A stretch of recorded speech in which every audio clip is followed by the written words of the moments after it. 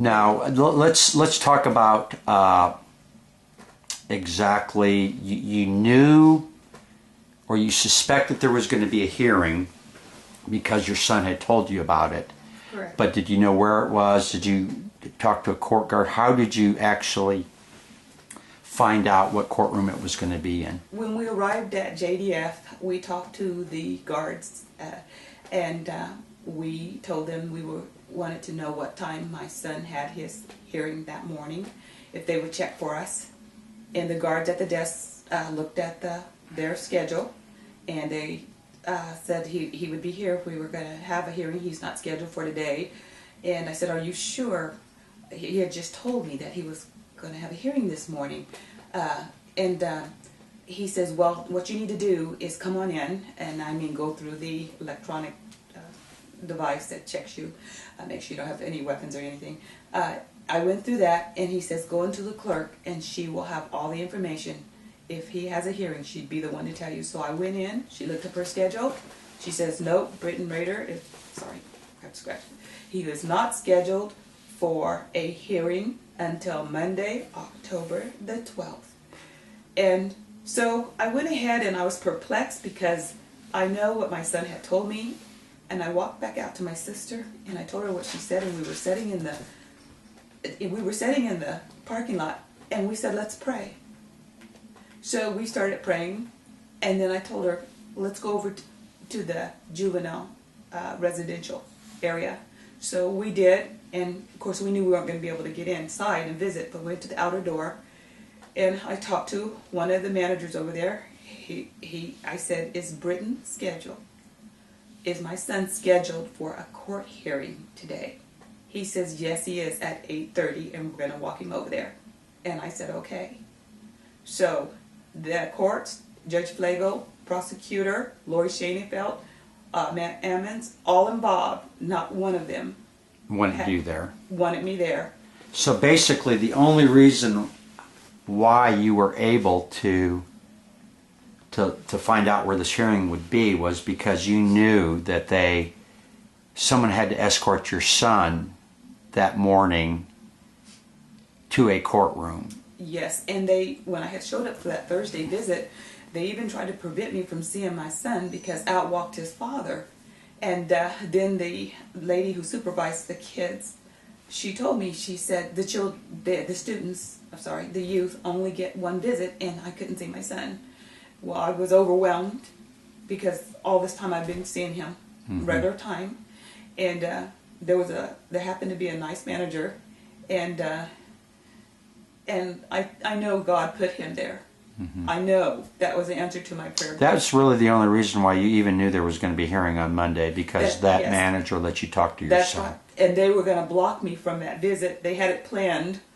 Miss Laura Schoenfeld, and all of them, Judge Flago and Jonathan Sullivan, they all had it, and the father, they all had it planned that they would block my access to my son that night, and I would not be aware of the meeting. Okay, now you were able to find the courtroom, you and your sister. Yes. And what happened when you and your sister walked in? Did they try to deny you access, or what happened? Laura Schoenfeld came up, and she was glared at me with anger, and she just walked up to my son and grabbed his arm and said, "Come, you're coming with me. You're coming with me." And I said, "What, ma'am?"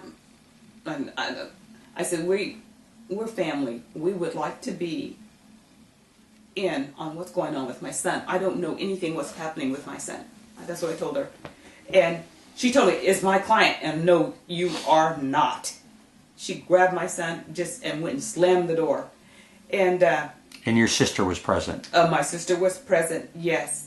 My sister was present. Was there anybody else nearby, or was it just the three of you? The guy who walked my son over. So he could verify this if he was required to testify before grand jury? Probably before grand jury, but at the sake of his job, it would have to be probably a grand jury. Right, okay. So then I waited. I was really worried about her because I know what she was doing to my son, trying to talk him into taking a guilty plea. And so I went and I told my sister, let's go. Let's go knock on that door. We have a right. I'm his mom. I have a right to be in there. She doesn't have a right to hold us, kick us out. So I knocked on the door, and she said, "What? What is it you want?" And I said, "I would like to talk to." "I'm visiting with my client right now. Right now, we don't need you." I said, "Well, I would like to talk with my son, and I think it would be his decision whether his family could be in here or not." And my son, he was, he said yes, he wanted us in there, but she intimidates him so. But he said yes, he wanted us in there. And so we came in and we sat down, and she asked me, "What do you want?" I said, "This is my son, and I would like to be a part of what's being said to my son." I told her, "You have not shared anything with me." I told her she has denied me of all rights to even hearing what's going on. And then I also asked her why. Why is the only option you have provided my son is a guilty verdict, a guilty plea. You have not gave him a preliminary hearing. You have not ordered a motion to dismiss. Dismiss for what? That's a legal term. I said, you haven't. That the point is, I said, you haven't done anything, but just guilty. That's all you want. And she told my sister and I that nothing would stand in her way.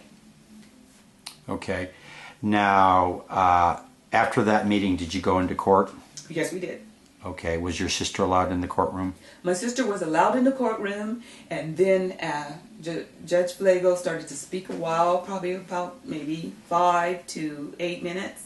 And then he asked my sister what her name was, and then he told her he wanted her to leave the courtroom because it was going to be a closed jury. Okay. Now, was Ron Pascal in the courtroom? Ron Pascal was, this particular day, because this was Friday, he was back and forth. I'm trying to remember.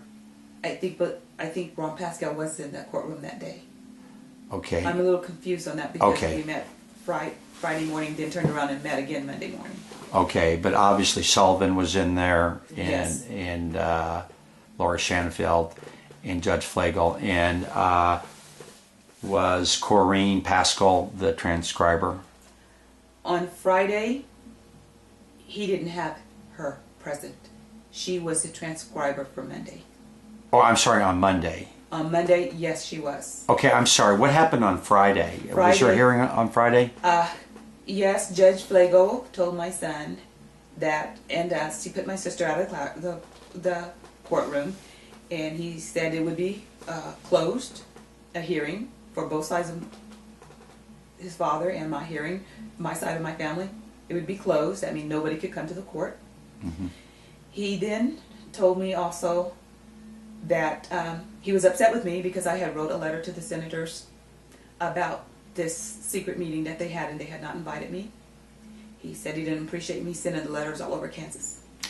Okay, now just so I know, who was in the courtroom at that when Judge Flagle said this? Was it Laura Shanfield, Yes. yourself, Yes. Sullivan, Yes. the judge? Was your son there? Yes. And real important, try to remember, was the court reporter Corrine Pascal, or was it a different person? There wasn't a court reporter. Not on Friday. There was no court reporter. There was no court reporter present. So was this even a hearing? Well, he told us that we could just sit down. We didn't have to stand up. He said, let's just be casual. So he said that, and he also said, Miss Rader, I know you have something that you probably want to say to the court. Matt Ammons, the probation officer, was in there too. Matt Ammons was in there also. Good. Yes, he was. Good. Yes, he was. Was there anybody else you can remember? It seems like to me like there was one more person, but I probably will recall it later. Okay. But there was no court reporter. No. And I'm not familiar with juvenile court, but do they ever do anything with recording, or is there always a court reporter? Well, is it possible it was tape recorded? Without my knowledge. No, I'm talking about officially recorded. If it was without my knowledge. Okay. But then I'm a mother who's upset and not right, and I know you can't remember everything, but to the best of your knowledge, Is this the first hearing you've ever been in where there was not a court reporter? To my knowledge, I'll have to think on that one. Okay. If you can't remember, that's fine. But he did also tell me there that he was not going to allow me to see my son or the father, which is so unfair because the father is the alleged victim. Right. But he said that he was not going to allow, which was pointed at me, to see my son Saturday or Sunday until Monday. And we weren't supposed to have any contact with him at all. He said that way my son could come into court and be able to give his own answer and his own idea and not be influenced by anyone else. Okay, now, and this happened 6 days ago. But he said that Lori Schoenfeld, the person who was pushing my son to take the guilty plea, Right. can visit him as often as she likes. Okay, now, this was 6 days ago when your son pled guilty, and just so we know the time frame, how many weeks ago was your son in the emergency room for the suicide attempt? Just it hasn't. 4 weeks, 3 weeks, 2 weeks? I'm gonna say it was November the 17th, and So about a month, this happened. about 4 weeks. I think it was the 10th, October the 10th. 3 weeks, three and a half weeks. Okay. He definitely was in no condition to be under the pressure to make that decision. To make a decision to where he could possibly be incarcerated for 5 years. Yes, and he also he's under so much pressure that I don't understand why Lori Schoenfeld, why she did not do anything to just for my son's sake and for his benefit, his welfare, and his mental state of mind, why she did not ask the judge to just let my son get healthier or Right. Well, I think also at this particular the time. viewer of the film can probably answer that question themselves. But Also- maybe you could tell me how your son appeared to you on Monday and what happened on that Monday hearing. Was your sister allowed to enter the courtroom, or was it just you? It was just myself, and still at this point there had been no psychological evaluation out of all the time he's been there. Okay. Now, on last Monday, was Corrine Pascal the court reporter? Yes, she was. Okay, so we did have a court reporter. Yes. Was Ron Pascal in and out of that hearing? Do you remember who was in there? I remember seeing Ron Pascal on the outside. Outside in the hallway. He ran up to Lori Schoenfeld and greeted her and was laughing as if his team had just won the football game. So did my ex-husband. Well, my ex-husband ran up to Lori Schoenfeld too. Ron Pascal walked Lori Schoenfeld all the way back to a back far room. Okay. Far away. The same room that I had just seen his wife. Was that in before earlier. or after the hearing? That's before. Okay, so Ron Pascal, who is the associate or the deputy district attorney, handles everything, all the prosecutors in Juvenile, was basically socializing and having a private meeting with Lori Schoenfeld before your son pled guilty. Yes. Okay. Now, were you able to spend any time with your son in the courtroom one-on-one, or No. have any conversations with him? Well, I tried to, but his father was right there, right there, and I tried to talk to him, but they didn't allow. I didn't have any private time. I mean, when I sat on the outside there, he came and just had the look of, I hate to say it, but it was that same look he had in his face that night, just before he tried to take his life. Okay. He had that same look like he has given up and he was whipped. Just Okay. tired. Okay. Now,